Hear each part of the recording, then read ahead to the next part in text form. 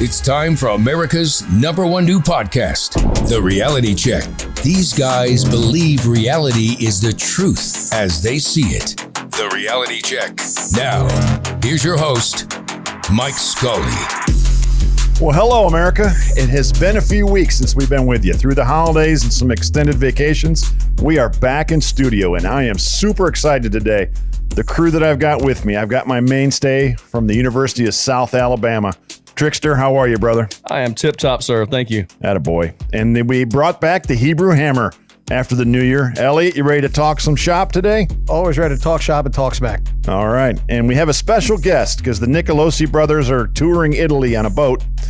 We have gone to the hills of West Virginia to find our favorite hillbilly, Mr. Sean O'Rourke. How are you, Shawnee? I'm doing great, Mr. Scully. How are you doing? I'm doing great, brother. It's good to have you. Mr. Scully. Mr. Scully, how about that? I've never heard that come out of his mouth ever. I only get that from Jack's friends, so occasionally, or it's just Mr. Mike. How are you? But guys, how we doing? Everybody good? We're doing real good today. Great New Year, great Christmas. Yeah, it's great to see Gentry and the boys be back in studio. We've got lots to talk about today. There's a lot going on, but I would be remiss if we did not start off the show with our condolences to the passing of a legend in many different genres, but the great Bob Uecker. Mr. Baseball. Mr. Baseball. Absolutely. 90 years old. I mean, you could talk about going back to the Miller Lite commercials with the Uecker seats to WWF. Major League with just a bit outside. Mr. Belvedere. Mr. Belvedere. I mean, he was everything. I mean, I'd go and remember, an MLB catcher. Yeah, but that's the lowest on his resume. Exactly. 54 years of calling Brewers games. Love 54 years.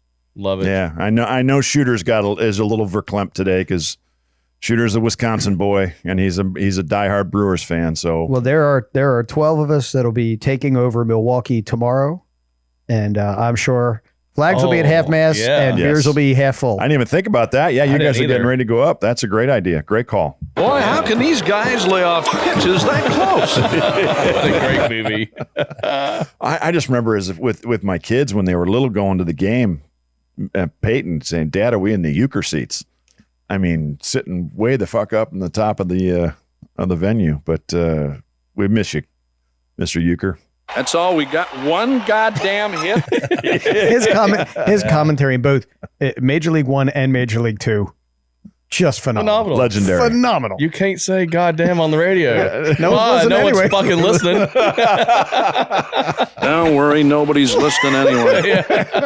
Well, there's a great story out Well there done, boys. with Norm Macdonald tells a great story about Bob Uecker when I guess they got to be close friends, and Bob Seger was at the stadium, and Bob just treated him like any other celebrity, and he kept telling Norm, "Hey, you want him to have him come up here and sing?" And like Norm's like, "No." So, but you got to watch that clip. It's great. Just a bit outside. There we go. Well, rest in peace, Yes, Bob Uecker. Absolutely. A legend gone at 90. Well, gentlemen, it is we'll start the show off after paying our respects to Mr. Uecker, delving into the world of politics and what's going on in D.C. President Trump's trying to get his cabinet approved. Some of these hearings have just been absolutely idiotic. Look at this guy. It's all theater. That's all it is. The Dems just want to, sit there for their full 7 minutes and ask stupid questions and make it longer and try to politic, if you will. And that's all they're doing. Like the one woman didn't even meet with the young lady. I was going to pose that question to you guys. Do you think it's a senator's responsibility that if the person who's being appointed by the incoming president to the cabinet, it's their responsibility to meet with that person to find out especially if you're good, the one bad, or interviewing and grilling them? Absolutely, it is. We need to call this both ways, right? Because Hegseth made no effort to meet with any of the Democrats on that committee. But Pam Bondi did. Pam Bondi absolutely did. And when you look at hearings going the opposite way, Republicans treat Democrats when they're going into cabinet positions a lot of the same way. So it's not like it's just a one-way train. This happens on both sides of the political aisle. Doesn't make it okay. Doesn't make it acceptable. For the AG, that happens? Because I'm pretty sure for the Attorney General, everyone meets with them. No. In the past. I totally agree with you. It's the whole situation is screwed up. But for that lady to sit there and grill that woman, the Hawaiian Mazie Hirono, was so atrocious. She wouldn't even let you ask a question without even getting an answer back or giving the ability to let somebody answer. And what I really took from those hearings was the patience and the poise of Pam Bondi and Pete Hegseth. Not knowing much about either of them, even though Pam Bondi's in Florida, our attorney general, and has been. I don't think I would have been that calm, ability to say, all right, there's no way. I'd have fired right back at him. Oh, yeah, because of all your qualifications. Let's see. She did that with Adam Schiff. She did that with Adam Schiff. Said, "Hey, you were censured for Congress for making and exact this is why statements you of were why you were censored for censored." these exact type of statements." Yeah, 87% crime rate is up. Crime is up 87%. Or theft is up 87% in California, and I'm here trying to enforce laws, and you're not even asking me about that. Exactly. Right. And why do they always seem to scream? I mean, it seemed in the Hegseth meeting that all of Tammy Duckworth, Gillibrand, Rono. Gillibrand was the worst. But there's something wrong with that woman. Have you seen her? There's a picture of her like 3 years ago. And I got to tell you, she was an attractive woman. She's younger than Pam Bondi. Well, I did see a meme that they should have been asking her what kind of face lotion she used. That should have been the first question from all the lady senators. What kind of face lotion you using? Because you look just great. the aging process. It was remarkable. It really is. It's just about their ability to get a clip of them grilling somebody and putting the screws to. So they can make a commercial when they get ready to run again. But my hero is Mark Wayne Mullen from Oklahoma. Absolutely. Look at that. All this. That's her picture now. Then look at her yesterday. If we can dig that up somehow, gentlemen, you'll see the difference. Well, I'm sure it'll be the one with her mouth open, yelling. No, but while Pete's like, the face and the hair. She looks 10 years older, and it's only and she's younger than Pam Bondi. Yeah. And how about DeSantis today? DeSantis appointed our state's attorney general, Ashley Moody, to fill Marco Rubio's seat. Nice. And what was the argument about Trump is he doesn't surround himself with strong women? Yeah. How about our governor sending another woman to the Senate and representing Trump naming Pam Bondi and naming strong women? What was his first appointee? Was it his chief of staff is a woman? Yeah. Yeah. Well, they'll argue that they're all white. That's what they're going to argue. Look at her. Look at the difference in that picture. She did not age. Thank you, gentlemen. Man. I mean, that's 3 years. Clearly, those broadcasting classes are really paying off for you guys in the back there. Yeah. That's another Bob Ueckerism for you. Exactly. But Elliot, you're definitely right. This is a two-way street. I mean, the Republicans do the same thing. And really what it comes down to, we've had these conversations. There's got to be term limits at some point. Agreed. So let me hop on that for 1 second before you do, Elliot. That was a thing that astounded me on Biden, and I'm on Reddit. And I'm on iFunny. So one's conservative, one's very liberal. Reddit and they were just praising Biden, how his going out speech was, we need term limits. We need all this shit that he wanted to put in there, which, by the way, I agree with all of them. But the only reason why he said it is because he's out and will never be in politics again. And that's why he gets to look like the guy on the white horse. If he had been reelected, those words would have never come out of that mofo's mouth. Come on, man. And he talked about dark money and oligarchies last night in his speech. I mean, he received the highest amount of dark money of any politician in the history of politics. He was a lifelong senator. Right. Explain to me how they make $174,000 or so as a congressman, as a senator. You make $400,000 as a president. What's his net worth? $85 million. 52 years working in D.C. as a public servant. Tell me how you get that money. Come on, man. It's because Elliot Sikowski, who works for the lobbying firm, says, Joe, I need you to vote this way, and we're going to give you $2 million. If you do it. And then his son goes and sells secrets to China for $100 million. But how great was that? They had the White House photographer, while he's saying everybody's got to pay their share in taxes, everybody's got to pay them. And he takes the picture of the son. Yeah, he pans over over the kid. And it's like, wait, you're preaching to us that you got to pay your taxes, and your son sitting not more than 5 feet from you doesn't pay his own. And Karl Rove was on this morning with Dana Perino and Bill Hemmer, one of the shows that I listen to when I'm at work. I love Bill Hemmer. I'm a big fan of Dana's too. But Rove with his little whiteboard, and Biden has said, pay your fair share, pay your fair share, pay your fair share. The hypocrisy is stupid. The upper 1% of earners in this country pay 40% of the income tax. Oh yeah. Okay. 50% don't even pay taxes at the all. The upper 25% of the earners in America pay 70% of the income tax. Elon Musk said he will pay more than any person. He paid $11 billion. Think about that in taxes, but yet Highest they wanting to pay highest in more. history, he paid. It's just all bullshit. It is. So That is a flat out lie. well, let's I love it. Let's move on to the Monday night's the inauguration. We're trying to cancel Carrie Underwood because she has said she's going to sing. Well, that's the View. I don't even count them. Okay. Oh, there's significant backlash, not just from the View. Well, when you have what you call a group of Karens, right? The View. I like that. But it's Lake not just Titicaca but guy's back. it's not just Carrie Underwood. Mississippi Valley State, a historically black college and university, is going to play at the inauguration. Yes. Think about how much Invited of an by honor Trump. it is for those kids to have the once in a lifetime chance, and they're getting bashed. Browbeat by it. How dare you? How can you do that? How can you sell out? It's not about selling out. You had an opportunity to do something. Oh, and by the way, the most racist president ever, according to some, is offering this to come up and say, look, just like the women he hires, I'm branching out. I'm trying to do everything that's right. He's trying to still unify the getting- country. He funded HBCUs indefinitely when in the first term. Yes, Yeah. but you don't hear about that. No. It's just evil Trump, evil orange man. Well, let's move away from DC, and our man's going in on Monday, which God bless. I think he's got a great game plan. He's surrounded himself with a great team, which is what great coaches do.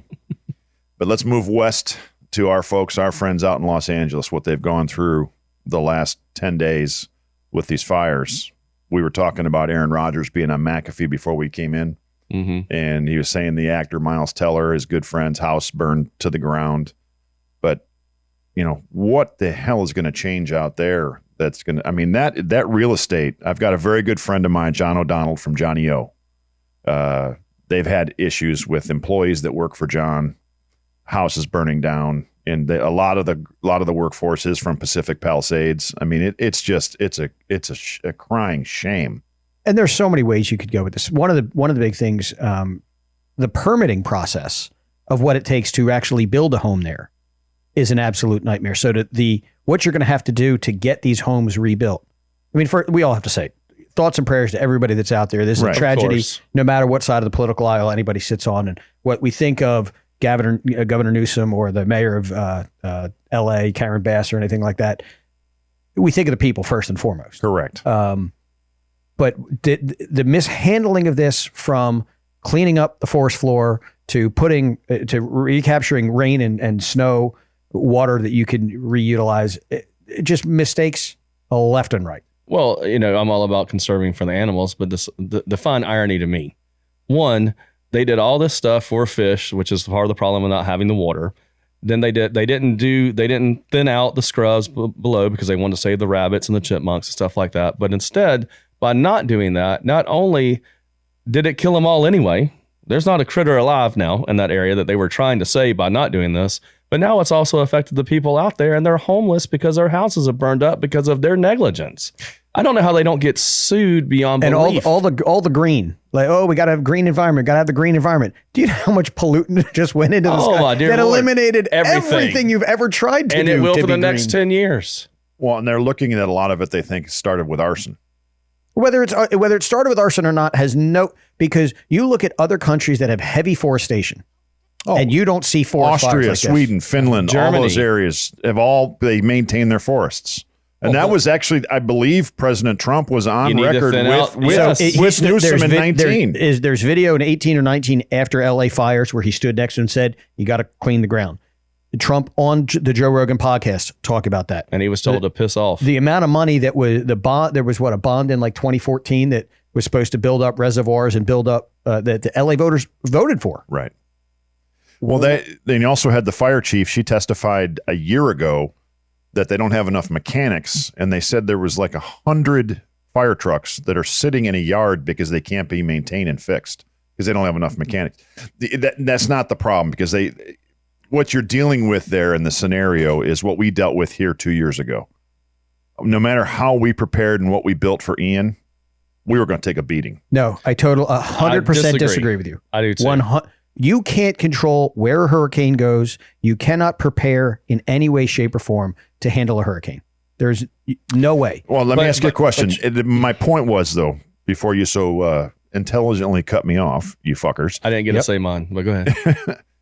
My point I was going to say is the 80 to 100 mile an hour winds, you could have had a fireman standing in front of every house.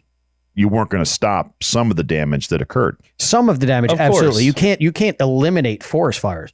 But if you had cut fire swaths in that prevent it from jumping, you clean up the ground so there isn't enough to continue burning. 100 mile an hour winds, you can't control that. But if you limit how much fuel that fire can take in, it will go out. It's going to control a lot. Because they were saying some of those embers flew in the wind miles. Correct. At 100 mile an hour winds, hurricane-like winds, you're not eliminating everything. But the damage would not be nearly as severe. Just with the hurricane codes, and that's all I was going to say. Anything built after 2018, still standing.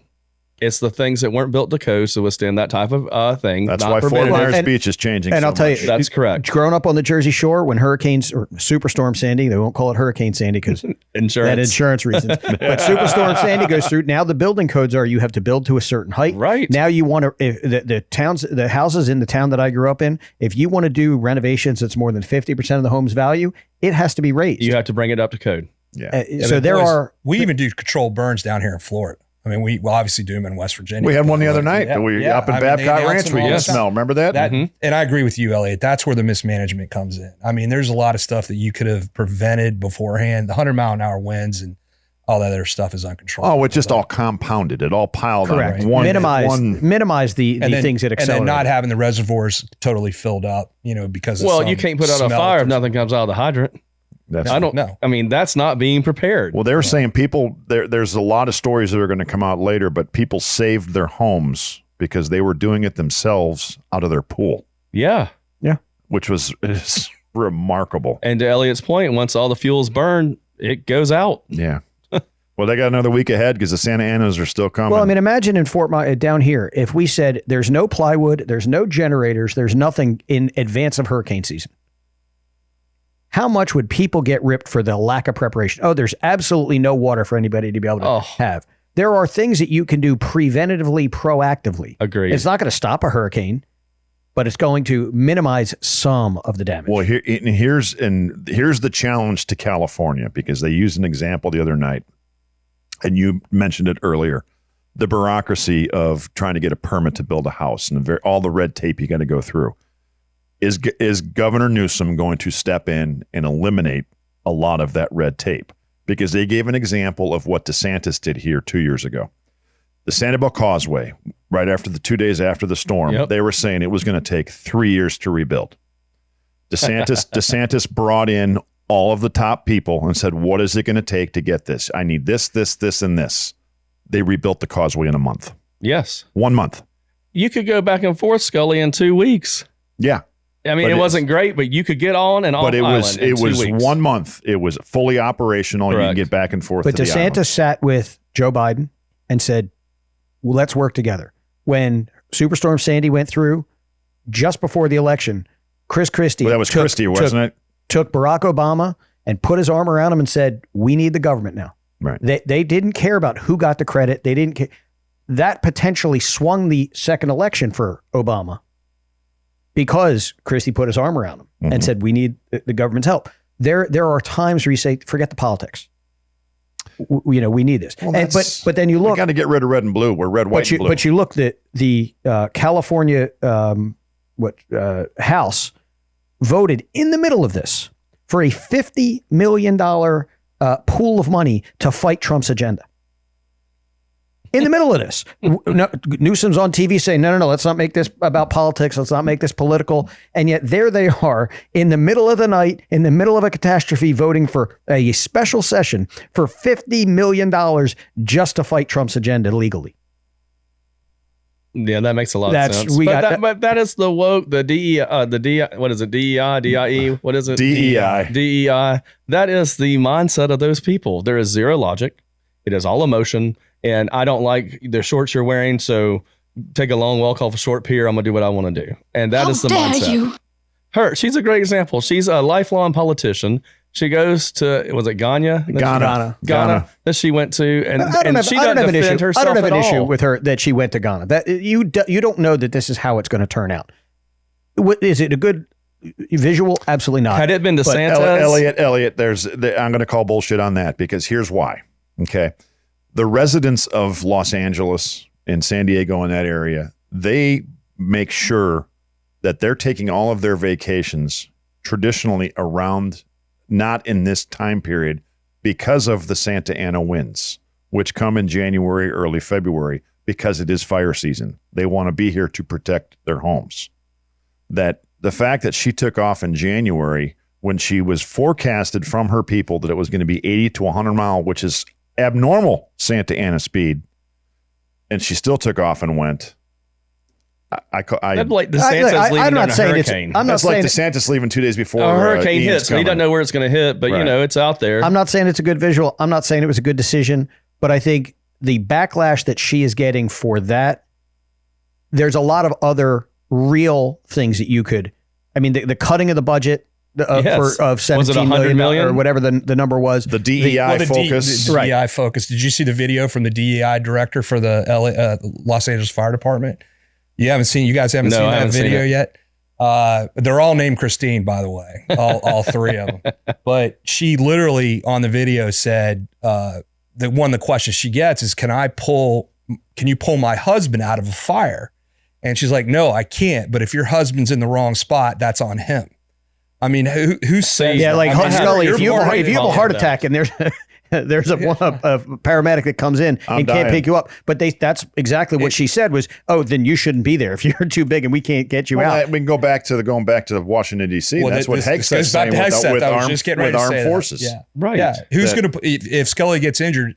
Maybe I can pull him, maybe, but there's not a woman on the But you're planet going to have that's a gonna- heart attack pulling me out. Yeah. I don't know. I'm I gonna just have back heart squatted attack. 275 for 5 the other day, boys. So Wow. I'll throw you up there. Can you get 20 more pounds on you?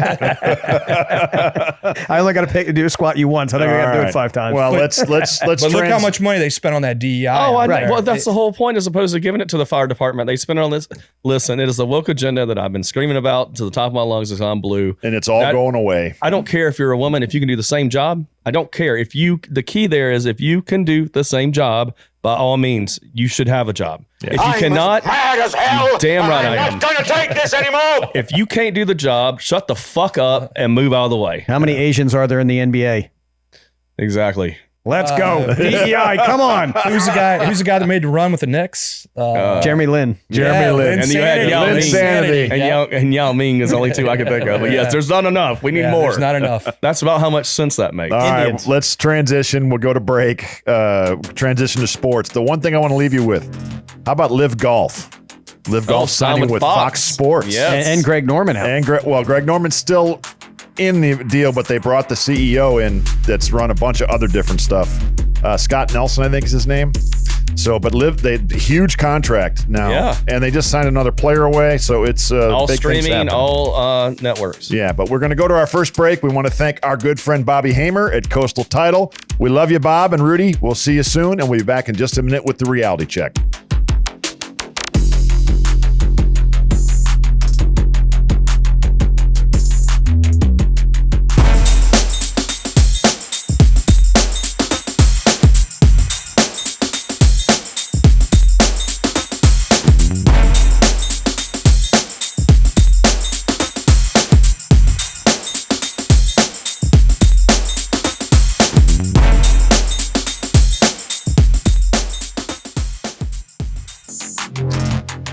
Well, welcome back to the reality check as we transition into sports. We got a little bit there at the end with Live Golf signing with Fox Sports. But, gentlemen, let's get into a little college football. We're coming down to the end of the year, which is, in my eyes, is always a depressing time for me because that means then I got to wait 9 months again to watch college football, which sucks. I agree. But I think we got a great game Monday night. A really good game. We were talking before the show. I know Gentry's got his Notre Dame wear on while we're doing the show. But Notre Dame, Ohio State, and from all intents and purposes, from the difference of when I grew up and playing, Notre Dame has turned into America's team. When the hell did I wake up and that happen? They got a young, exciting coach. I happen to like Marcus Freeman Who myself. else? I don't think it's just that it's an exciting coach. You listen to him speak and you go, He answered that question that is perfectly. yeah. For everybody, for like you said, black, white, Oh, Asian. you mean when ESPN tried to go racist? Oh, 100%. Oh, yeah. And he dodged it and handled it perfectly. It's like, man, I don't care what you look like as long as you're a good coach and you're trying to make these boys into better men. That's all that matters. You couldn't have written it down better, and he did it off hip. Mad respect for the guy. Is it possible for me to root for both teams to lose on Monday? Yeah. And that's just being honest. Someone is take the under. But God, Freeman, it's just, you look at him and you go, young guy, African-American guy, which does play better with a lot of the kids that are, African-American going to be going there. Well-spoken, just brilliant from his answer. This is a guy you want to go play with and a guy you want to root for. Who's got the coaching advantage? I think Freeman does. Well, I don't think so. Really? You think Ryan Day is a better coach, game day coach, in-game coach? Well, my thing is, if Ryan Day lets Chip Kelly open up the offense, I think they'll cause problems. If he puts the clamps on them like he did in the Michigan game, where there was zero offensive credibility and it's run the ball into the center of the line, they're going to have problems. If you let Chip Kelly do what he does best and open it all up, they've got the best receivers in the country, I think, which is a huge advantage for them. I think Ohio State can put a whooping on them. I don't know. Listen, this kind of goes, in my opinion, this game goes down to the Scullys of the game, the hog mollies. If Notre Dame can control the line of scrimmage, run the football, wear the clock down, do not give Ohio State the ball, I think they got a great chance in this game. Sean, welcome to the show, and you will learn quickly you're wrong. That is a very articulate, well thought out answer. I knew that. Overruled. Okay, but I will tell you, I think the defensive line for Ohio State will cause massive problems for Notre Dame. I think Michigan gave them the game plan. A couple weeks ago. I know Notre Dame's got some injuries on the offensive line, but I thought they played great. I thought they made great adjustments in the second half of that game. They were trying to run the ball on the outside in the first half. They started running traps up the middle, and we all saw what happened. I disagree. I think if Notre Dame can slow this game down, and I agree with you, no one's going to be able to compete with Ohio State's athletes on the outside. Not going to happen. But if they could slow this game down and get it into a street brawl, a fist fight in the pits there, I think they got a real chance. Well, let's not forget, Texas was going in to score and tie the game, pending extra point, on the 1 yard line. Correct. And then proceeded to make 3 of the worst play calls in college football history. And then it was a scoop and score to win by 14. So really and truly, I wouldn't say they got lucky. They got lucky by Texas making horrible play calling, but they executed by making the sack, fumble, touchdown. You could say Notre Dame got lucky how they did with Penn State. The only time Franklin doesn't run it up the middle, the only time is the one time he should have, going into overtime. But you also got to remember, too, earlier in that game, in the first half, Aller short arms the throw to Singleton and leaves him short. He's wide open in the flats. Right. He scores a touchdown. It's 14-0. It's not 10-0. It's 14-0. 100%. And that game changes because then it's only 14-3 at half. Both teams got a little bit of luck on their. Yeah, well, you got to win games. Yes. How many Ohio State, when you look at the totality of their season, regardless of how this game turns out, they've beaten how many teams this year that are in the playoff? They've had 5 or 6, right? Yeah. Well, they beat Penn State. They lost to Oregon, but then beat them. So that's a wash. But they did beat them, but they lost to them. So that's to who else? Indiana. Texas. No, they didn't play Texas in the year. I mean, they did in the playoff. Well, but still, even in the playoff, I mean, you've now. Well, then they've got 3 wins there. No, I thought you were talking about leading up to it in the regular season. But Indiana, Penn State, Oregon, Texas, and I think there's one more. Who'd they start? Who's at a conference early in the season? Ohio State. Yeah, I think there's 5. There's 5 wins. I thought the Oregon was a big game they had out of conference. Well, they lost. Oregon's in conference now, but that was a loss. That's right. So they didn't beat it. So they beat Penn State and Indiana during the regular season. That was it. The totality of their season. They've got 15, 16 games on the schedule, and you beat 5 of the teams. Counting the playoffs, right. Of course. And you beat going into it, they beat 2. A third of the teams that you beat this season. Here's the schedule, gentlemen. They also opened the season beating Tennessee. Oh, Tennessee's the other one we're missing. Yeah. Thank you. Well, what do you guys think about the seeding, though? I mean, that was pretty interesting that all 4 teams that had a bye lost. Well, they opened the playoff by beating Tennessee. So during the regular season, they beat 2 playoff teams, and they beat Indiana, 1, and Penn State. So they've got 5 wins against playoff teams. Right. The one thing I was going to get before we get to Sean's point on their seeding, the one thing that Marcus Freeman has done better than any coach in these playoff games is he's won the middle 8 in both games. And that's the last 4 minutes of the first half and the first 4 minutes of the second half.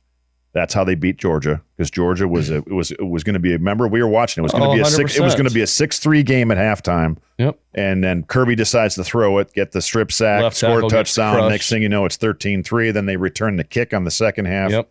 He did the same thing. Got the 3 points before half against Penn State. So it was 10-3. Came out, scored, made it 10-10. And then it was a great game from that point, trading punches basically. And then, Aller makes the mistake and gives him a chance to get the kid to hit the field goal. Well, this is where, again, regardless of what happens Monday night, Notre Dame is going to be a problem for a long time. Because of money. They're collecting $20 million by making the championship that they share with no one. Ohio State's getting $20 million that they are now sharing with the other 17 teams in the Big Ten. Yeah. Notre Dame has all the alumni money for NIL and any other different opportunities. They never have to play in a conference championship game. They get to make their own schedule. See, I'm in the minority here because I disagree from the fact of, I think I agree with everything you said about the money. That no disagreement there, 100% agree. But to go to Notre Dame, there's nothing there at all. Nothing there in French Lick. No, South Bend. South Bend. Thank you, South Bend. I'm thinking basketball. Sorry. That'd have been the home of Larry Bird. Yes, sorry. But there's nothing there except for that. So to get people to go there as opposed to somewhere in Florida, Miami, Florida State, University of Florida, it's much harder. And one reason why they're so good this run, they have 5-6 year starters, man. That makes a tremendous difference. And having to replace them next year is going to be a tall task in itself. I understand I'm in the minority. I'm good with that. And everything you said about the money, you couldn't be more correct. So there's no argument there. I just think to replace those type of players, try to get people to come to Indiana, unless there's. But then why do you go to Columbus, Ohio? Why do you go to Ann Arbor, Michigan? Why do you go to Lincoln, Nebraska? Because they've been winning programs forever. And Notre Dame hasn't been a winning program forever? In the last 20 years, they haven't. No. In the last 20 years, they haven't. You're absolutely correct. But they are one of the biggest blue blood names of all time. They were, but they're not now. They're in the national championship They were the biggest. game. They were the biggest because they were the ones on TV. That is a moot point now. That was why they were the biggest, because if you want to be on TV, you're going to see us on NBC. Now, guess what? Every game is on. Every game is on. So that is completely gone, which is why for the last 20 years. So now it's about money, which they have. Yeah. And a dynamic coach, which I think you already agreed with. You can go back to 2012. What, you ever heard Manti Te'o tell the story about when they were playing Alabama in their BCS? And they got beat by 48 points. Yeah, but he says they're lined up, they're ready to go, they're there with coach, and Alabama has to take the field first. So they come out of the locker room, and Alabama's 2 big offensive tackles walk by and he says, I looked to my left, I looked to my right. I knew we were going to have a long day because my teammates just shit their pants. Right. And they got steamrolled. That was Fat Eddie Lacy. It's the minority. I get it, but I would love a $1 wager that they don't make the playoffs next year. Well, all this money, they don't make the playoffs next year. And that's with them getting the most they'll make the playoffs. Biased They'll make the treatment playoffs. I wouldn't take that bet. I will take the bet for $1 because they'll make the playoffs because they'll be top 12. You guys make Duke and Duke bets? Yeah. Yes. Well, and as I said, well, he does. As I said in our last segment, it's only $1. And as I said in our last segment, he's a descendant of the Dukes. Are you really? 1847. Commodities broke. We've been on that exchange since 1847. As I said to our new guest Sean, get used to being wrong. Ain't nothing wrong with it. You can believe what you want. That's perfectly okay. I'll never tell you don't believe in what you want. Just be wrong. Listen, and you sit there and be wrong. You've been wrong many a time. Not that I'll admit to. Well, there you all right. go. So then, Notre Dame will not be in the focal point they are this year. All right. Before we get into the transfer portal, let's talk about ESPN banning our Christian boys. Did they actually ban them? They kept Will You have Howard, to use words carefully here.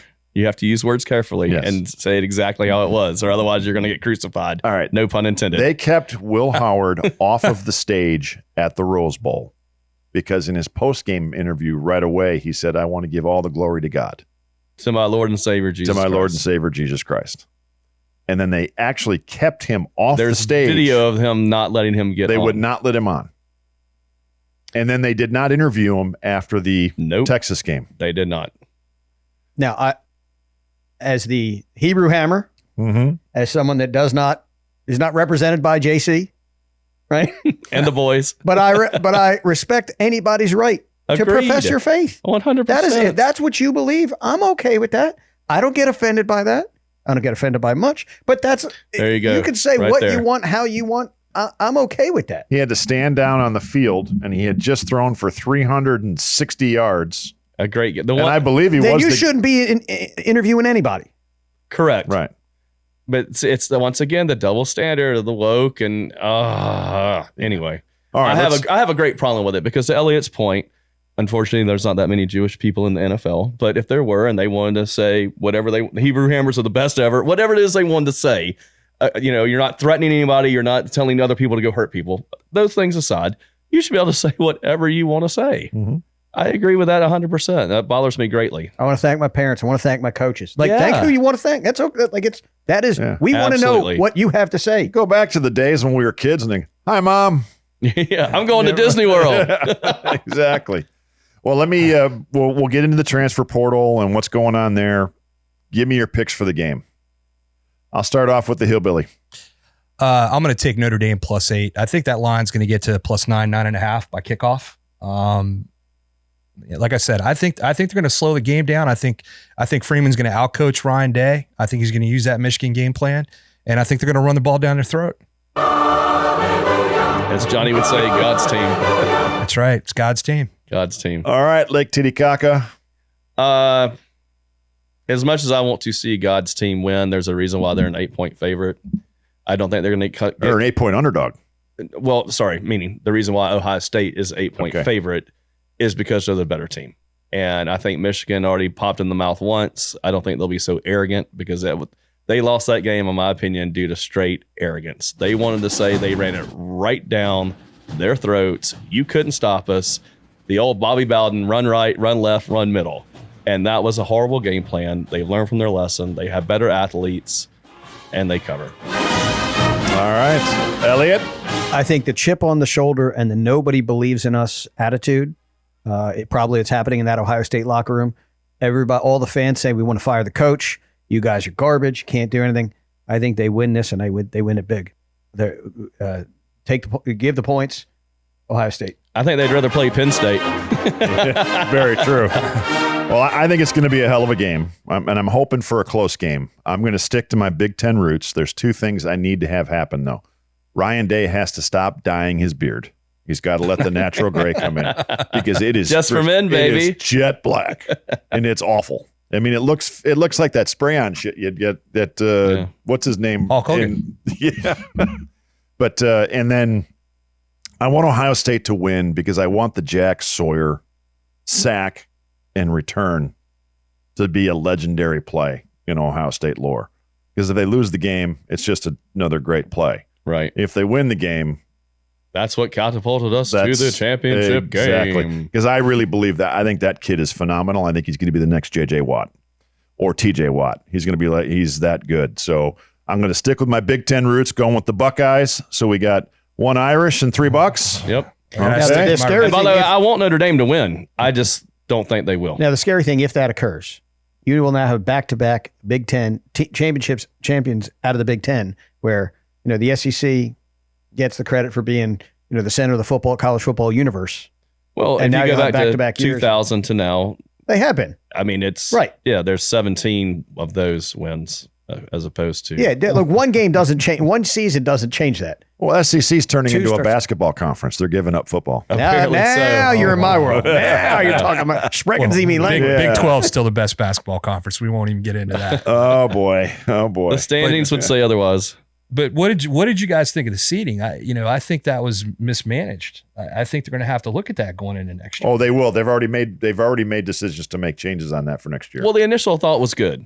You win your conference, you should get rewarded. But now, they've got what? How do they change it? Well, the problem is your Big 12 screwed it all up by having teams that just destroyed each other. Because then you wouldn't have had Boise State traditionally. You'd think the Power Four would be the top 4 seeds. You wouldn't have the Boise State in there. You wouldn't have SMU. The ACC was the team that got screwed was Oregon. I mean, the number 1 seed all year long, and they got to play Ohio State in their first quarterfinal game. Yeah.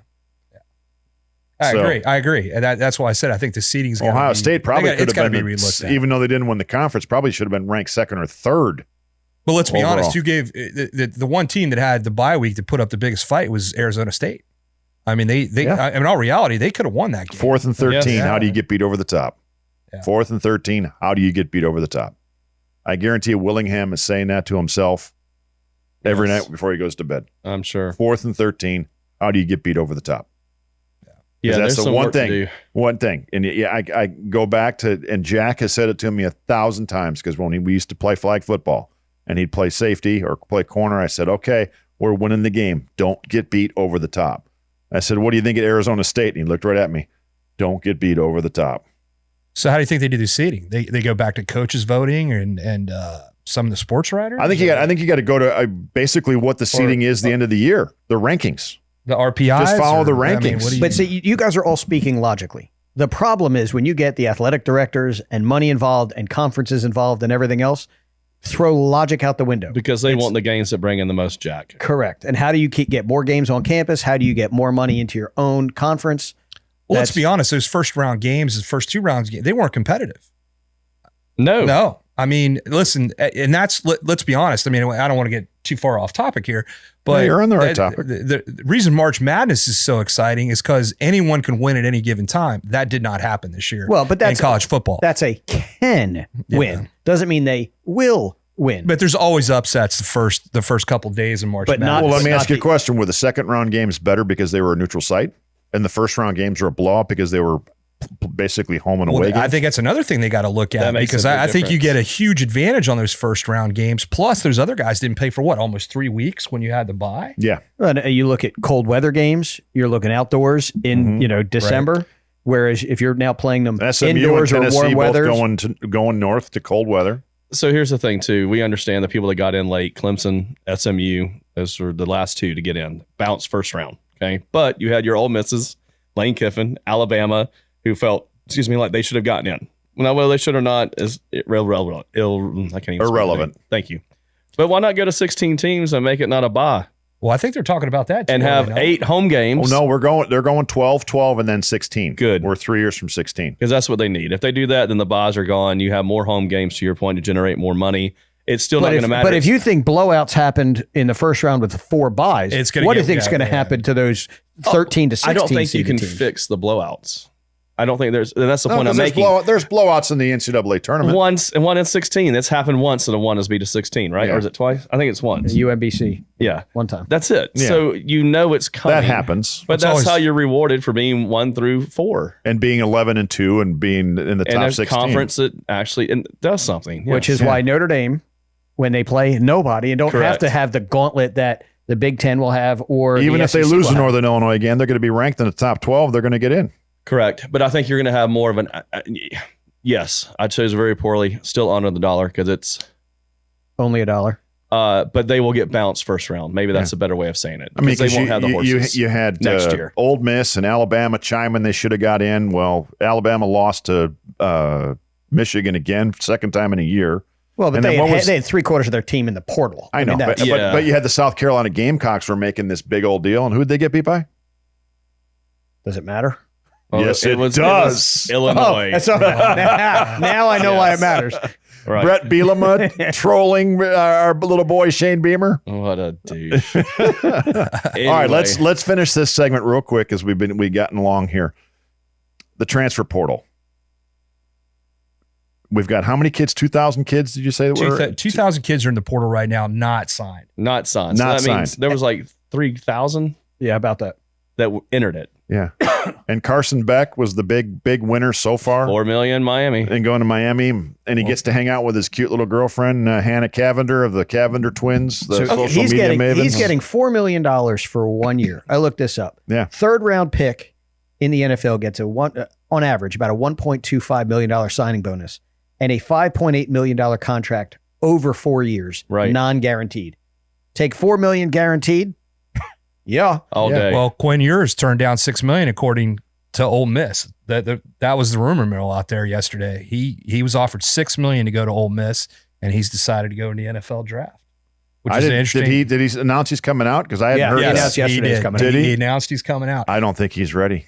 God. He doesn't have a choice. And your numbers are right. He could take $6 million and go to Ole Miss. Yes, sorry. He doesn't have a choice to stay at Texas. No, he does not there. I totally support that. Why wouldn't you go play for Lane? Why would you not want to go play for Lane Kiffin? Well, maybe he feels loyal to Texas and someone's in his ear telling him he can make money. He is not ready. His Ohio State.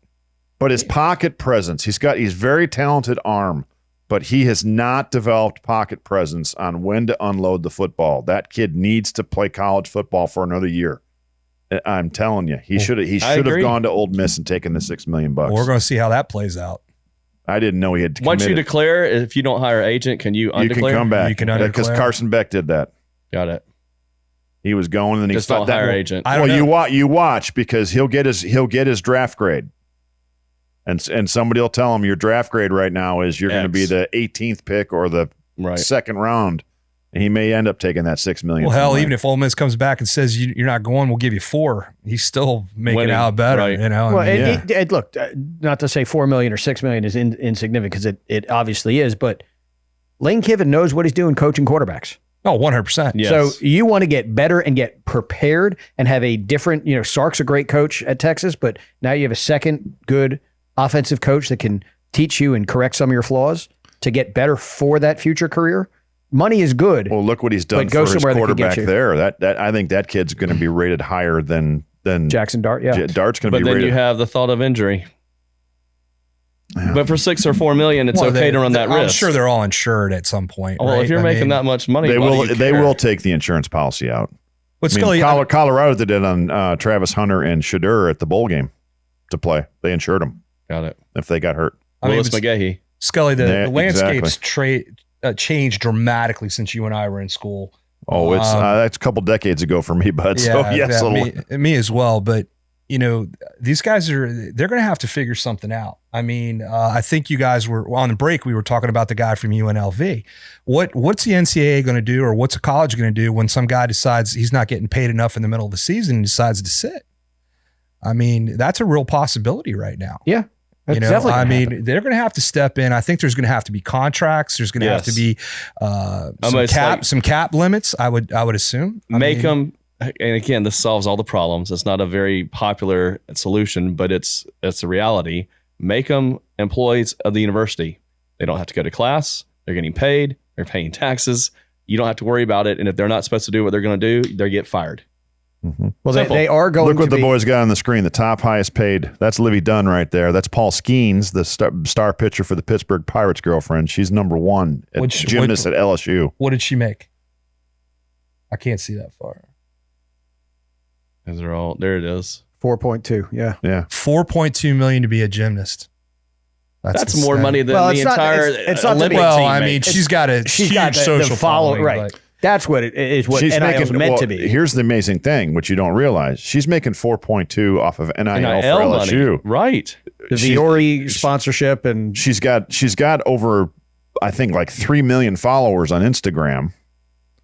And Paul's knocking down some serious cash. She's cute. She's smart.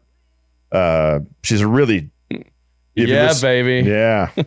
So good Paul Skeens. Good for you, brother. Someone's probably taking a break to the bathroom during the break. Yeah.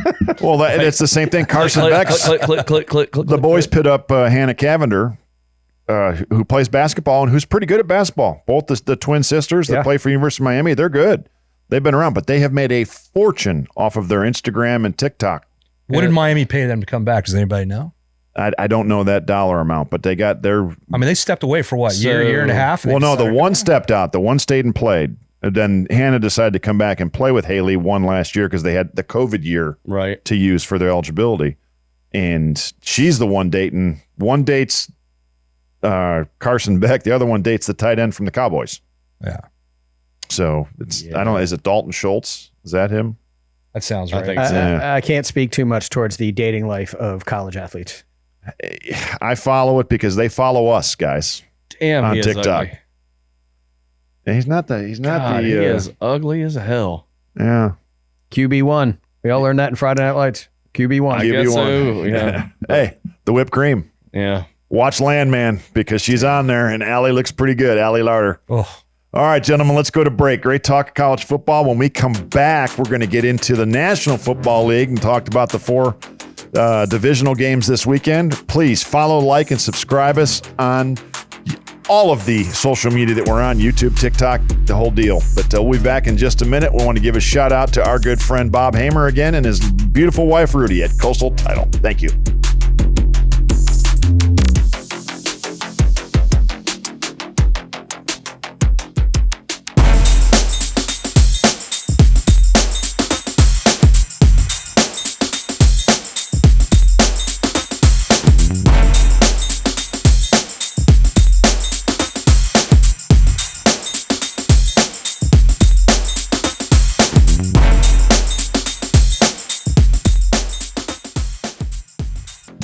Welcome back to the Reality Check. We're going to shift from college football to the National Football League.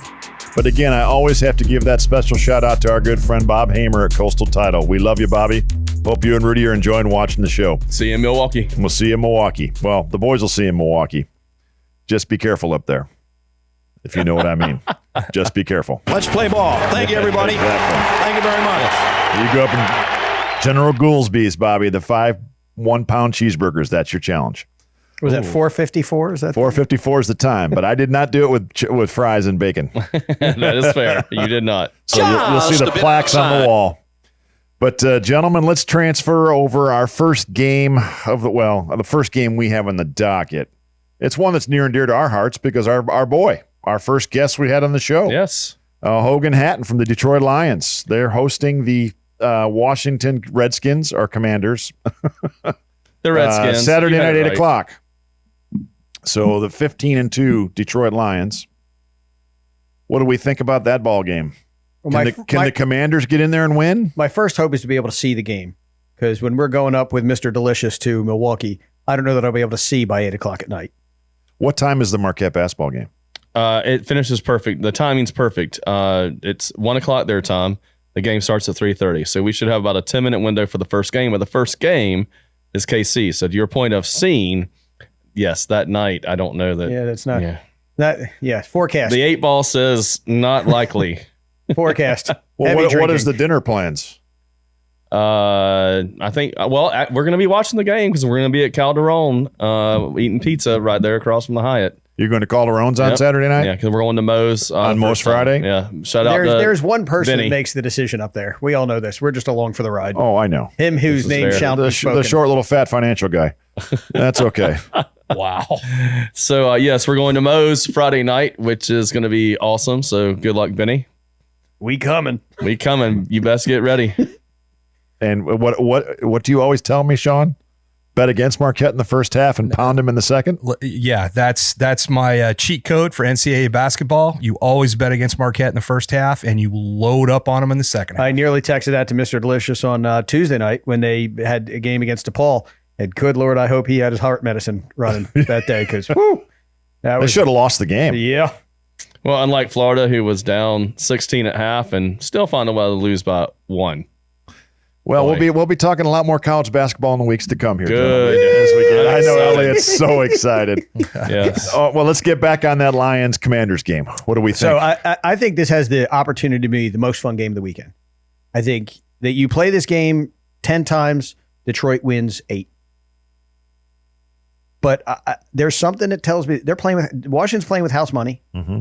Beginning of this season, if we had said with 8 teams left in the NFL that Washington would have been one of them, that the Redskins would have been one of them, would have been laughed out of the room. Yeah, absolutely. I think they play loose. I think they got a legit shot at this. That's okay. I think the Redskins are much like a certain basketball team that won't be named, that you bet against them in the first half and you bet with them in the second. Look at Dallas. They were down 3-10 and came back and won that game in Dallas. I think in Washington, Dallas won the game, but they always seem to come back in the second half. So I don't think there's a snowball chance in hell that they're going to beat Detroit. Maybe 9 out of 10 games Detroit wins instead of 8, but semantics. And I believe David Montgomery is back. He is, which I'm not sure how that's even possible. I just hope he's healthy and good. Yeah. But having that tandem, the rookie, I think the clock strikes midnight on Cinderella. With Jaden? Yes. Okay. What about you, West Virginia? It's close to home for you. Yeah, I think the guys are kind of right, but I tend to agree with Elliot a little bit. If there's one team, and I know this is going to be a little bit out on a limb, but if there's one team you don't want to be playing in the last 3-4 minutes of a game right now, I think it's the Redskins. I mean, they've proven that time and time again this year. They find a way to win. They find a way to win, and we've all played sports. Those are special teams if you've been part of those, and yeah, I mean, I agree with you, Trick. I think Detroit's pretty well loaded, but they definitely don't want this game getting close halfway through the third quarter or going into the fourth. No, and I think that'll be it, is that I think they will have it out of reach, so there won't be a miracle comeback. But can you imagine how tight those buttholes are going to be puckered up if this game is close late? Well, those Detroit fans, the anxiety in that building, it's not like they have a winning history. It's not like they've been good, have a chance to have a home NFC Championship game. That crowd, that could suck the air out of that building. Well, let me ask you a question. Easily. I need some help. You guys ever see Newsroom on HBO? Oh, yeah. Great show. Jeff Daniels. Okay. It was drawing a blank. Jeff Daniels. Do you realize that the Detroit Lions are now 39-10 since Peyton Manning and Jeff Daniels did that exercising of the Sammy Baugh demons? Really? In Ford Field. They did it with whiskey. It was supposed to be a comic, skit, but they were trying to exorcise demons, and they have the record it's insanely good compared to what it was prior. Obviously, the last 50 years of Detroit Lion football. So the line's 9.5. So who you taking, Elliot? I'm going to take Washington straight up. Son? Money line on the Commanders? So you're taking them plus the 9.5. No. Washington to win outright. So you don't need the points. Forget the points. The points are just gravy. Correct. Winning outright. What about you, Trickster? I'm taking Detroit minus the points. You're giving. They're going to win outright. I'm actually going to handicap it and do. Which you're doing more than that because you should be getting points. But I'm going to give up the 9.5. I think they blow them out. Hillbilly. I think I'm gonna go with the same strategy with the team that shall not be named. I think I'm gonna stay away from the first half, and then I'm gonna wait and see how that live bet goes in the second half. Bet goes, and I think I'm gonna take the Redskins. I mean, that's a lot of points. I agree. Just in the NFL in general. If you're looking at the line just off the top of your head, even the experts are saying they're gonna get blown out. Let me ask you this, Sean. The first round of the playoffs, how many high point spreads came in? Every one. Yeah. They all won? All the big ones. Okay. Like Tampa, I want to say was 3, so I don't count that. Right. You're talking anything north Baltimore covered. I mean, everyone covered. Well, that's a good The Bills covered. I mean, it was only 7.5. It wasn't huge, but Baltimore was a big line. First of all, we all knew the Steelers were gonna lose, and I've been a lifelong Steeler fan, and I told you guys to bet freaking house against them because Mike Tomlin is washed.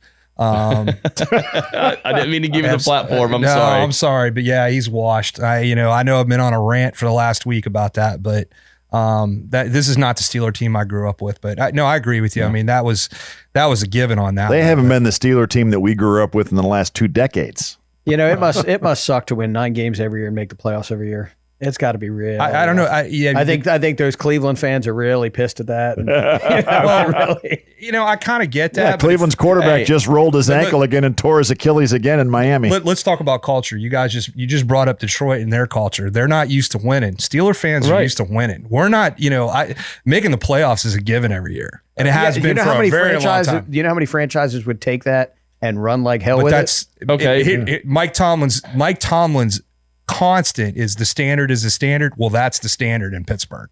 The minimum is to make the playoffs. And now we haven't won one in 16 years. And we're 0-6 and getting blown out 73-0 in the first quarter on these games. Hey, Steeler fan, did you happen to see the tweet of Mrs. Roethlisberger when Ben came out playing with the kids and he came out with his jersey and shoulder pads and helmet on? I heard about it, but I didn't see the tweet. It was awesome. Kids are out playing. They're in their Roethlisberger jerseys and she's filming. He comes running out of the house with his helmet on, his shoulder pads and jersey. And just starts throwing the rock around with the kids. That's great. You know, Elliot, to your point, yes, the Browns would love that, but you give them 3 or 4 seasons of that, and they're going to want more. Hamburger's great until you taste steak, and then you don't want hamburger anymore. Well, but like I'll give you an example. I went to Maryland for undergrad and Florida for grad school. Sorry to hear that. Yeah, Maryland undergrad. 2 wonderful academic institutions. My 5 seasons of football at Maryland, we won a combined 17 games. And that included a 4-0 start where we were ranked for the first time in like a dozen years at 25 and ended the season at 5-6. So we knew what garbage football was. But your coach is interviewed for the Jets job. Well, this is not Locke's. This is previous. Now, when I got to Florida, when Spurrier was there, and everybody's like 9-3, not good enough. 10-2, not good enough. And I'm like, do you know I would have killed to make a bowl game, let alone whatever bowl game it was. Everybody's complaining 10-2 is not good enough. Well, didn't you and your brother fly to Phoenix because you made a bowl game? Correct. Rutgers' first ever bowl game. It's about expectations. You flew to a bowl game to play Rutgers. To watch. His brother went to Rutgers. To watch Rutgers. So Maryland, I went to started as a freshman in 1994. They went to the 1990 Peach Bowl and tied 7-7. You haven't been good since Boomer Esiason was quarterback. Well, we did go to the Orange Bowl against Florida in 2001. So 4 years before I went to school and 4 years after I went to school, let alone the desert that was going on while I was in school. Yeah, I know what. But you had Lefty Drizel. It's just expectations. Like I'm 5'10" and want to dunk. It ain't happening. Even in my prom, where I had a lot of 6'4" friends that had no problem doing it. But that's why I'm saying you need friends like me to talk you off the ledge because you don't know what that desert's like. You get rid of Tomlin, who is the 3rd coach you've had in 80 something years or whatever. Since the NFL formed, right? So you need to go and say, well, we got to go somewhere else or this isn't good enough. I would have fired him on Monday. Be careful what you wish for. No, 100%. Would have fired him on Monday. All right. That's good. Let's get you off your soapbox. Yeah, I apologize. Let's talk about Florida State again. Let's get into the next game. We got another game on Saturday. It's the Rams and the Eagles. Rams, they're Sunday. Yeah, they're Sunday. I'm sorry. Got Bills Ravens. KC's. I'm sorry. It's KC. Houston. In Houston. Can the Texans go in and shock the world? No. This is going to be the first time they actually cover the spread and beat the hell out of them because they don't play well on the road. I told you, and I only know this because I went back and checked all of our first 4 episodes. I believe someone sitting in this spot said that you have film on C.J. Stroud, sophomore slump, and he is not going to be the quarterback that he was not. Now, I blew it on Derrick Henry, so I'll own Derrick Henry, but I nailed it on this kid. He is not even being close to what he was last year. Yeah, but he also lost his top 3 receivers. Well, that is completely agree with you. Completely agree with what you just said. I don't think they win the game. But, and here's the big but to it. How many one-score games has the Too Chiefs many. been in? Like 9 or 10? They're the Minnesota Vikings of 2 years ago. Sooner or later, that catches up to you. The regression to the not mean Houston occurs. though. I agree, but not with Houston. Right. I'm not saying Houston's. They're going to go out and dominate next them. game, That. I think it catches up. One of these playoff games is going to get him. But could he? The next one. But could C.J. Stroud pull the young Joe Burrow going into Arrowhead? No. Well, they have nothing to lose. Would I be shocked And by no it? one to throw to. Right. Trust me, this game is over. I think that's a huge point. He's got no one to throw to. Right. So it's at Arrowhead. They're used to playing in the dome. It's going to be colder than shit. Mahomes eats on this. Andy Reid finally got someone to manage the clock. This game is over. So you got the Chiefs. Elliot? Grudgingly, I'm taking the Chiefs. Chiefs in a blowout. Yes. Okay. They haven't blown anybody out all year. I think they do this time. I will agree with all 3 of you. I'm going to take the Chefs. I mean, they beat them by what? 8 there? And that was on week 16 when they didn't even really care. Yeah. And Houston was fighting for their life. And when they also had no wide receivers. No, I mean, KC didn't. Oh, yeah. KC didn't have any wide receivers. No, Houston did. Well, So let's get into. I'm going to save the Ravens Bills game for last. Talk about that. okay. But let's go to the Rams Eagles. The Eagles. I mean, obviously, what I've been rooting all year for the Packers because of my son Jack. Packers played like shit and still had a chance to win. I'll let Elliot go first. The Eagles This is did his not team. The play, Eagles was his I team. know Have you not would have looked loved good. our server today at Tequila's because she was a diehard Philly Eagles girl. fan. I got a lot to say about the Eagles fans. I will save it for a different rant, a different. Oh, do you thing, want to but talk about the DEI guy that got hired because he got outed on social media? How hysterical was What's this? that? First off, very I don't know stereo- this story. So there is a guy, an Eagles fan. There's a woman in a Green In Bay Packers garb. jersey. He is screaming at her, lighting her up just for rooting for the other team. Calls her one of those words that begins with a C and ends with a T. I'll see and you next she's Tuesday. being- No, can you not talk? Really?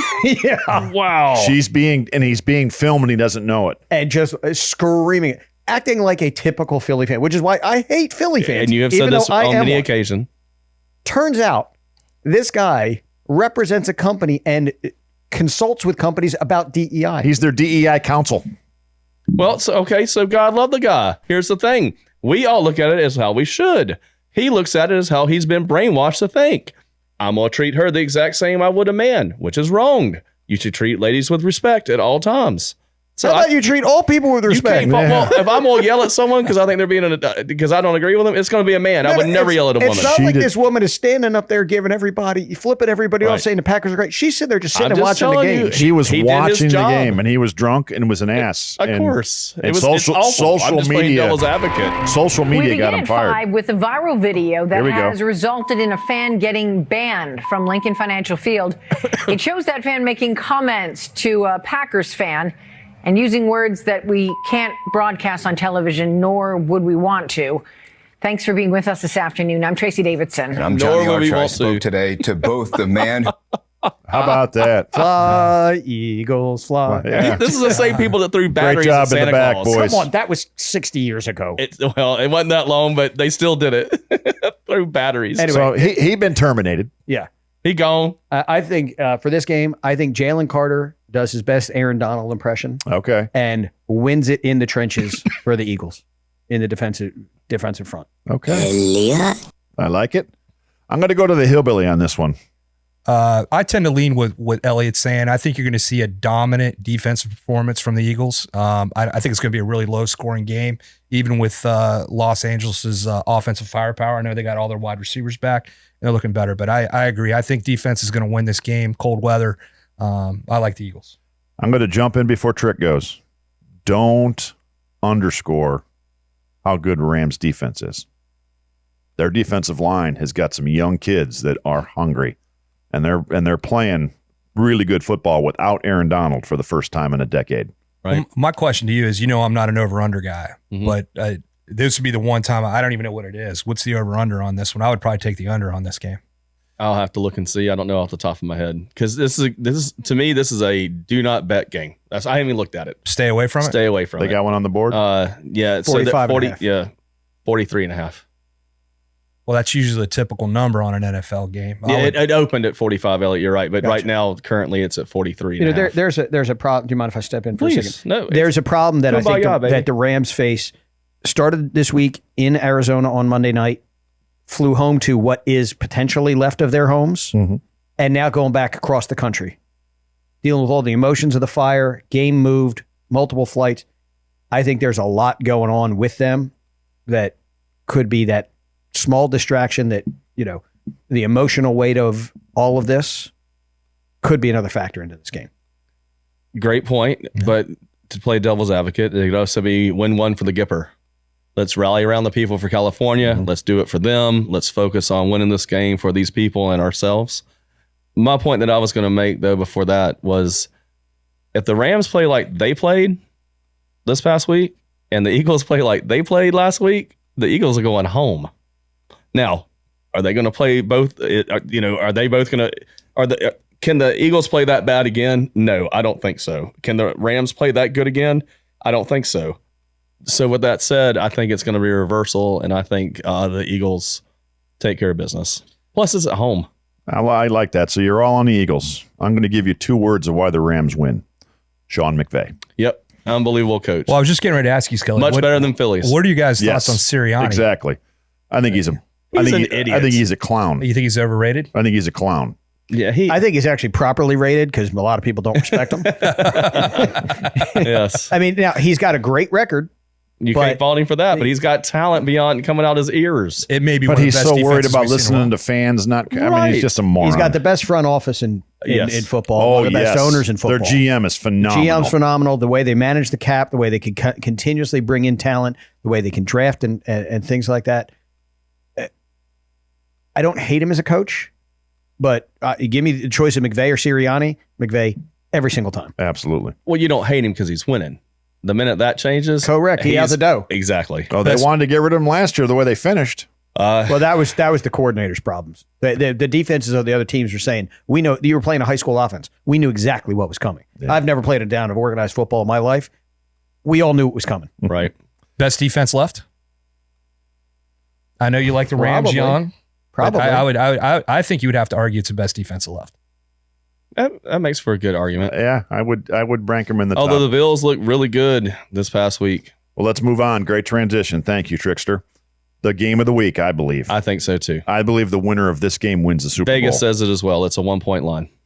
So I'd agree with that. Baltimore going to Buffalo, dealing with the mafia.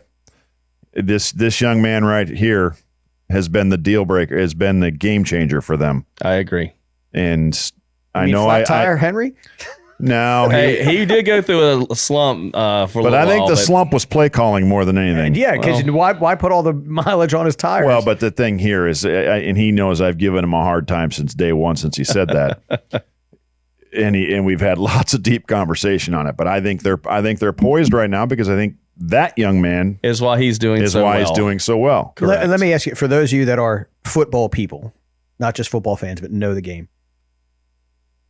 Baltimore lined up 13 consecutive plays against Pittsburgh and just ran it down their throat. Yep. Yes, they did. I mean, that is emasculating. That is, we're telling you what's coming. You know what's coming, and you still can't stop it. Bobby Bowden football in the 80s and 90s. Run right, run left, run middle. Buffalo, you know what's coming. Elliot, we refer to that as imposing our will. I think you may see as that. a former offensive lineman, if we could pound the rock all day, I would much rather run block than pass block. Sean mentioned it in one of the earlier games for the Notre Dame game. Shrink the clock, fewer possessions, control the ball. Josh Allen is a killer on the field, but if he ain't on the field, he can't kill you. Agreed. Well, we'll tell one story. Trick and I, we talked about it the other night in honor of our guest, our hillbilly today. Great story. 1970, West Virginia is playing William and Mary. Coach at West Virginia, Bobby Bowden. Coach at William and Mary, Lou Holtz. They beat him 42-7. Holtz comes to midfield and is yelling at Bobby Bowden about running up the score. And Bobby Bowden said, "Dadgummit, Lou, you just need to recruit more Williams and less Marys." That's a true story. There you go. There we go. Man joke. Well done, lads. All right, so who we going with? I have a crush on Josh Allen. Man crush, not literally. But he wins the game. I think at home, he wins the game. He's 8-0 at home. I mean, this kid will find a way to win the game. Don't give him the ball if it's close. Don't give him the ball in the last 2 minutes. Well, so no, they win. I'll give you that. But I think Elliott's onto something there. I think you're going to see the Ravens impose their will again. I think what you saw last week was not an anomaly. I think they're gonna shrink the clock. I think they're gonna run the ball, and if they get in trouble, Well, there's a hole right there that wasn't called. Yeah. they got Lamar that has always been able to get him out of trouble this year. I think they got that feel to him this year. I think they win this game. Okay. Elliot? It was 35-10 in week 4 in Baltimore, for Baltimore. Yep. Very difficult to beat a team twice. Mm-hmm. I think this Buffalo team is on a mission. As much as I think, here's what Baltimore wants to do. I think Baltimore is going to, we just talked about it. I think Buffalo, you mentioned it, the winner of this game, I think wins the Super Bowl. Mm-hmm. I think Buffalo does it tonight. Elliot. A little Yoda knowledge since he's not here. Baltimore Ravens, 2000. What'd they do? Won the Super Bowl. 2012. I was at that game. 2012. What'd they do? 12 years later, won the Won Super Bowl. Here we are, 12 years 2024, later. 25. 24. It's 12 years later. They're my pick right now to win the whole thing. I just think Lamar with Derek With his the limp 1-2 throwing punch. style. Yep. But it's not the limp, it's the 2 feet. Agreed. So I'm gonna and I will take in this scenario. Is Flowers still out? Has he been ruled in or out yet? Is he still questionable? I don't know yet. I don't know, Okay. but I will take John Harbaugh over Sean McDermott. We got a Duke and Duke bet here. I'll do that. Yeah, I'll take. Always. Little Duke and Duke. I will take Buffalo. So we'll go with that. So as we that transitions the divisional playoff weekend, we've had a couple coaches on the coaching carousel going around. Has McCarthy been announced in Chicago? We heard leaked that there was they a knew how big to get dinner. to him through his stomach because Yeah. they took him to dinner. So I think that's our done deal. There was a big dinner in Chicago Steak and announced. wine. We heard through the grapevine. Steak and one. So, and then we heard Coach Prime today wants the Dallas job. If Jerry offers it to him, Yep. he'll take it. I can't believe he's going to do that. in So, well, Colorado. you're gonna after s- saying I'm not leaving. I know. I'm not leaving. They He sounded like Belfour on Wolf of Wall Street, you and can't, now he looks like the little midget they were tossing in the movie. you can't. If somebody offers you, you go. Okay, fine, but don't make such a big deal about. They all do it. staying. They've all said it the last 20 years. Who's the offensive coordinator for Detroit? Hey, Patrick, Ben. let me ask you a question. Ben Johnson? Is that? Or, We get a call from Clay Travis and says, "Hey, boys, move to Nashville. Bring Gentry. We're going to start shooting the podcast on Outkick out of Nashville." Mhm. I'm in Nashville tomorrow. Yeah, but you know what? I didn't tell Gentry I wasn't leaving. You wouldn't tell Laura either. True story. True story. But yeah, I didn't tell him I wasn't leaving. No matter what, I'm not leaving Gentry. We're good. No, Gentry's going with us. My point being is that I didn't sit there on the soapbox and make it such a dramatic Oh, and say that I'm staying. play I get it. that I'm staying. that's get what it. Dion does, man. That's what every coach does. They all do it. But Not to the extent this guy went out Yes, and they did all do. They're all on record doing it. it. So, I don't know. before we came on air, I got something that said Ben Johnson was almost a done deal for the Raiders job. but they Which I- can't do that yet because that's tampering because he's technically playing right Yeah, now. because that never happens. in Well, the they said NFL. Kellen Moore, the Eagles offensive coordinator, is interviewing with Dallas. Yep. Yeah. How is he? Get ready for this game. But he can't interview. He's not supposed to be interviewing right now. Their games are being He's played. a candidate. He's a top candidate according to sources. But they said it's a Zoom interview. Get focused on this game. Well, let's Oh, just yeah. talk before we end this segment, and then we'll move on to what sans our paper and all that in closing remarks. Did you watch Landman? No. Jerry Jones. yes, is in Great it. performance. He is He going. really did he good. is going to win a Grammy, You think that wasn't long enough? You mean an Emmy? a cameo appearance that was. it was and great. And I heard today one take. So he said it from the heart. He said it from the heart when he did his deal with John Hamm and Billy Bob, and it was they boys great pull boys, and he was incredible. Talking about family. And talking about why he's done what he's done and the way he runs the Cowboys, and he did it to be with his kids, and we can go to work every day with his kids. I mean, I've always liked the guy, Yeah. but after watching that and listening to that, and then it was incredible performance on his part, and it's a phenomenal show on Paramount Plus. You got to watch it. Allie Larder, God love her. Demi Moore, she's looking Oh, awesome. she I looks hope better he than owns she the did. Cowboys forever because they'll never win again. All right. Well, when we come back. I have 2 picks for you if you want them. Oh yeah, give us your picks real quick. So 2 picks, and they're both overs. Over KC 41.5, and Detroit. It's all on Saturday. Over the 55.5. When it's high, go high. Okay. Those are All the 2 right. power picks. Patrick's power picks in play. As we'll be back with closing remarks, we want to thank our good friend Frank Papa Giorgio Papasadaro over at Jan Pro Commercial Cleaning. If you need your place cleaned, Frankie's the man to call. We'll be back in just a minute with the reality check.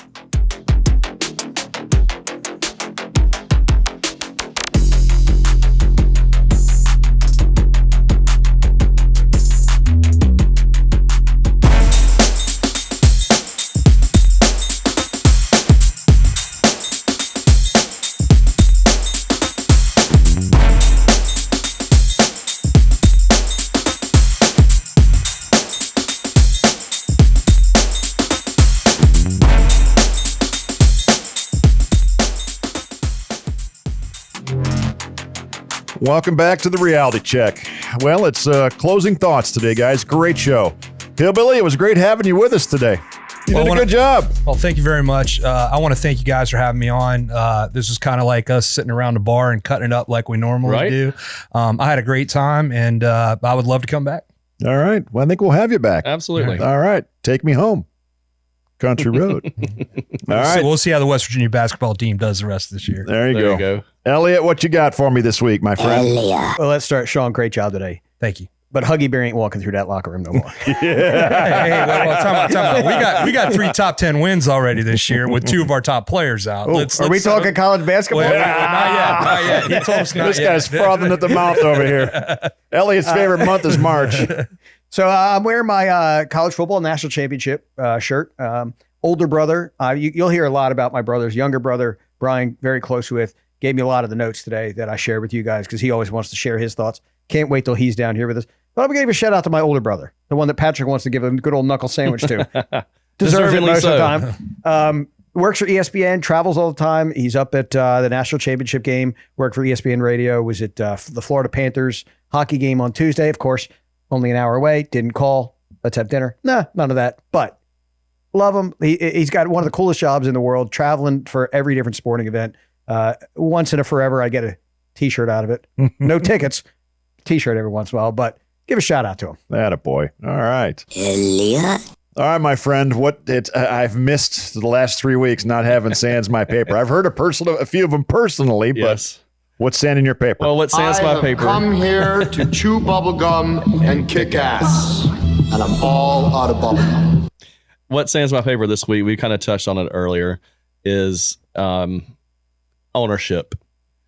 Politicians in general, and it's easy to pick on Newsom and the mayor because, in my opinion, they're both morons, and it's being broadcasted and shown the inept abilities that they both have. But what Sans my paper is when politicians do nothing and something works out, they're the first one to the podium to accept all the love and all the accolades and how awesome they are. But when it comes to getting questions like, well, you started something and, there's a bunch of money missing and all this money went to this place and it's not there and you pulled it from here, own it. And this goes for every politician. So this isn't just an attack on Democrats. This is an attack on all politicians. Own what you do, good or bad, because this is a great example of them dodging what is bad and them ruining their political careers, which I don't know how they survived this, either one, the mayor or him. But own it. If you're going to own it when it's good, own it when it's bad and say, yep, it was my fault. I made a poor decision. Should not have taken all that money out of the fire department. Shouldn't have done the DEI hires that we did, but it was what was good at the time. I take responsibility and we're going to change it and fix it. I don't believe I've heard that one time. And that Sans my paper. Because fuck them. That's why. Because fuck them. That's why. Can I chime in on that? You can. Very well said. Cannot agree with you more.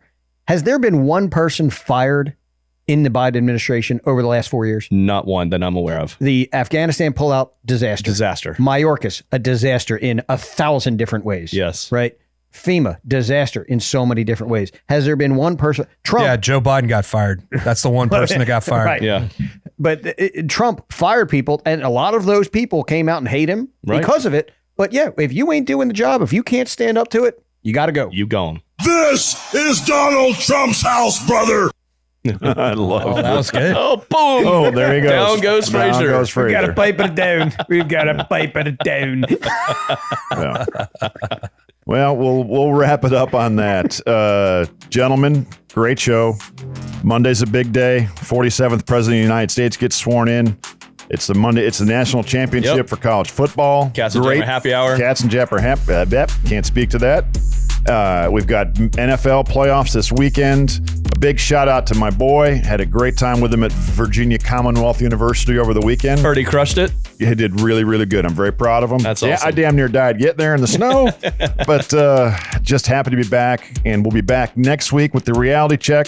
Please like, follow, and subscribe on all the social media, and we'll see you soon. Thank you. Love you, Let's boys. play ball. Thank you, everybody. Thank you very much.